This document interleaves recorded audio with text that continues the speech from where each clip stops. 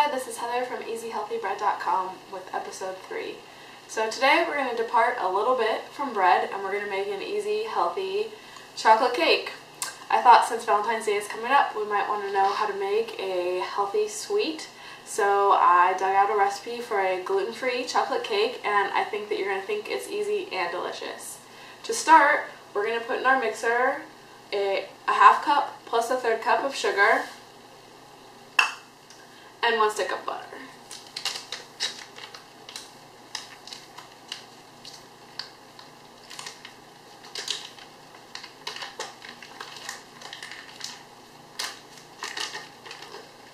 Next, we're going to add our vanilla. This is a 1/4 teaspoon of vanilla. Measure it out and add it. So if you don't have a stand mixer like I do, you can use this with your regular hand mixer, or if you're looking for a little workout, you can totally do it with a whisk.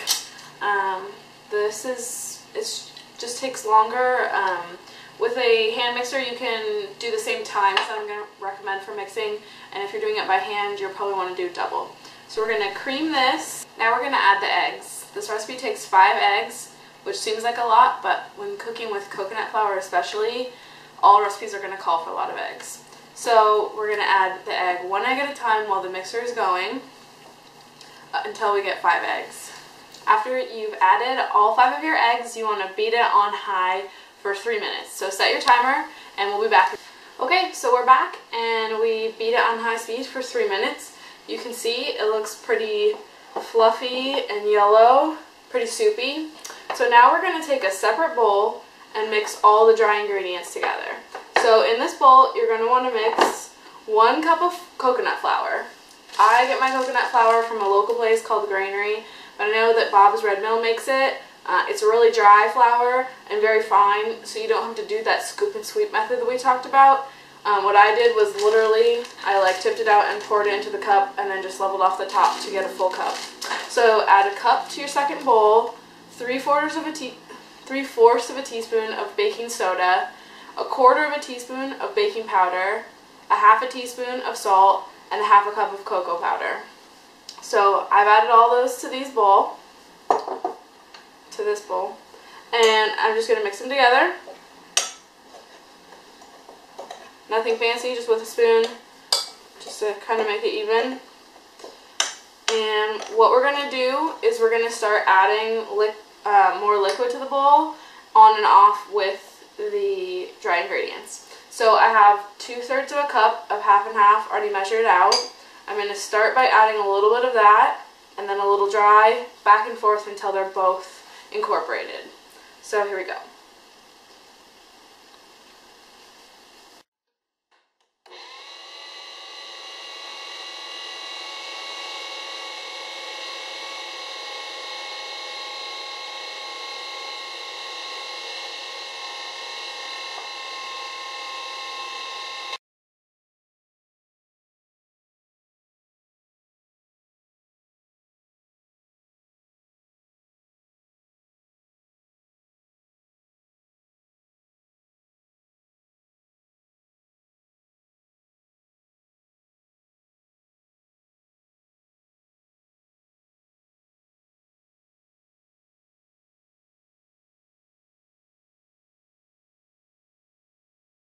So it's pretty much all incorporated, and now we're going to beat it on high for 5 minutes. So it's been 5 minutes. These have been beating on high for that entire time. You can take a look. Looks a little different than your typical cake batter, but it does look and smell delicious. So what we're going to do is take out the beaters.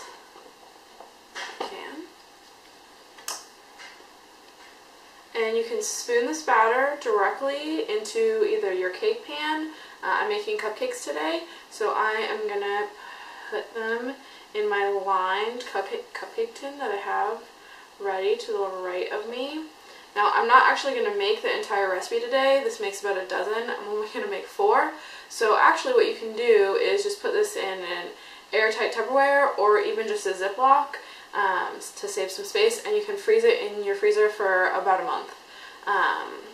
So if you make a double batch and want to have some cupcakes at the ready for a cupcake emergency in the future, you can just freeze it, and then before you use it, just bring it to room temperature and spoon it into your cake pan or cupcake tin. So we've got these cleaned off as best we can, and I'm literally just going to spoon the batter into the cupcake tins. So traditional cupcakes, you fill about 2/3 full because they rise quite a bit. These are not going to rise so much. They do have the baking soda and powder, but not a ton. So I'm going to fill them just a little bit below the rim.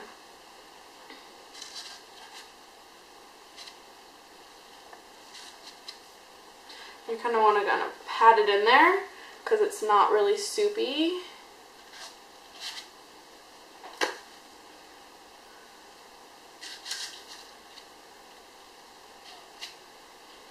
See, I just kind of use the back of my spoon to kind of just pat them in there. And if you like your cupcakes bigger, definitely fill them fuller, or if you like them smaller, fill them a little bit less. You could also use those cute mini cupcake tins if you wanted to make a ton for like a bake sale, where you know there's not going to be any other gluten-free options. That would be a good idea as well. So we're just going to top these off a little bit. Kind of use the back of my spoon to smooth them out. You can also skip the paper liners and grease the tin if you would like. I just think it's easier to use the paper, but it doesn't matter either way. I also think it makes cleaning it up a little bit easier. Wherever you can take a shortcut with dishes, right? So I have them pretty much full. We're going to pop these into a 350-degree oven for 25 to 30 minutes, and they are done when you stick a toothpick in and it comes out clean, just the same as any other cake. So we will come back when they're done and check them out. Okay, so we're back. We pulled the cupcakes out of the oven. I let them sit on this wire rack in the tin for 10 minutes, and when 10 minutes was up, I pulled them out, let them cool a little bit more. Now they're pretty much room temperature. You can see mine didn't turn out super pretty. They cracked a little on the top, and it's probably because I didn't smooth them out as much as I should have. But I already tasted one, and they are delicious.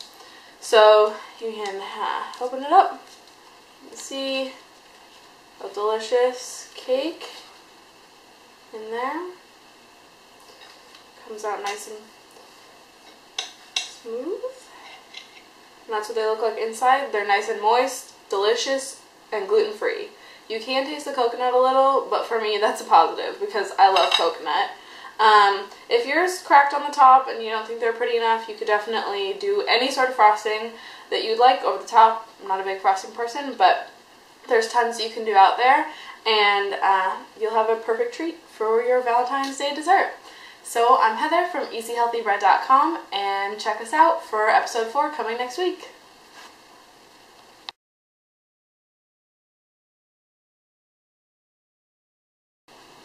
I'm back with my top 3 tips on making your gluten-free coconut chocolate cake.